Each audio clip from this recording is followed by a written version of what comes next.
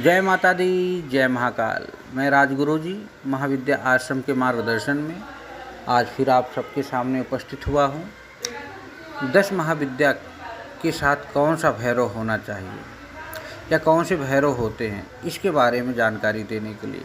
साधनाएं तो हम लोग करते हैं महाविद्याओं की, लेकिन हमें ये भी पता होना चाहिए कि उसका मूल, उसका भैरव कौन सा है, किस महाविद्या के कौन भैरव हैं, उनके गणपति कौन हैं, उनकी योगिनी कौन है, उनकी यक्षिणी कौन है। जब तक ये आप लेके नहीं चलेंगे, जब तक इसकी जानकारी आपको नहीं होगी, तब तक कोई भी महाविद्या, काली, तारा, छिन्नमस्तिका, धूमावती, खोड़सी, मातांगी, त्रिपुर भैरवी, बंगला कमला, इनमें से कोई भी सिद्ध होने वाली नहीं है। और ये गूढ़ रहस्य आपको अपने गुरु के माध्यम से ही मिलेगा, किताबों से नहीं, नेट से नहीं मिलेगा। मात्र एक शुद्ध गुरु के मार्गदर्शन में ही आप इसे प्राप्त करके साधना संपन्न कर सकते हैं।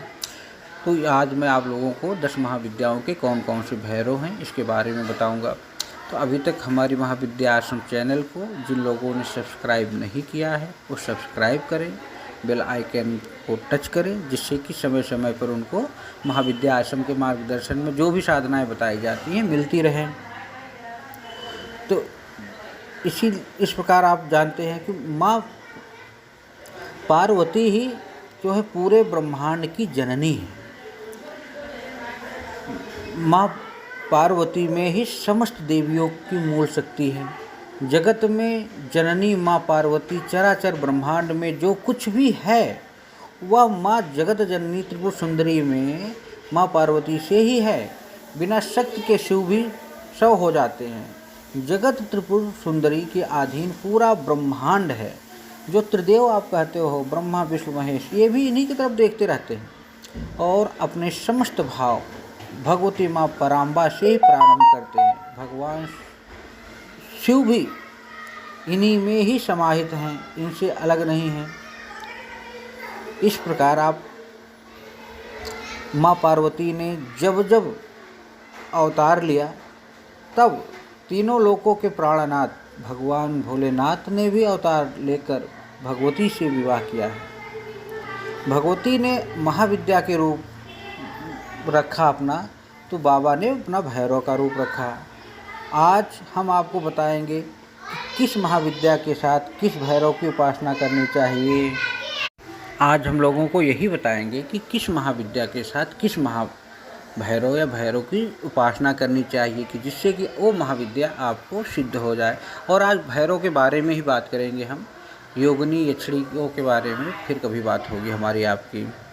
बिना एक दूसरे की कोई भी साधना सिद्ध नहीं होती, यह अटल सत्य है।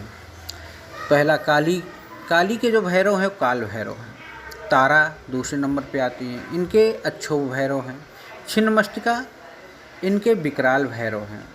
त्रिपुर सुंदरी ललितेश्वर भैरव हैं इनके। भुवनेश्वरी महादेव भैरव। त्रिपुरा भैरवी भैरव। धूमावती शून्य पुरुष भैरव हैं। बंगलामुखी मृत्युंजय भैरव। मातांगी सदाशिव भैरव। कमला नारायण भैरव। इनके अतिरिक्त बटुक भैरव की पूजा सभी देवियों के साथ की जा सकती है।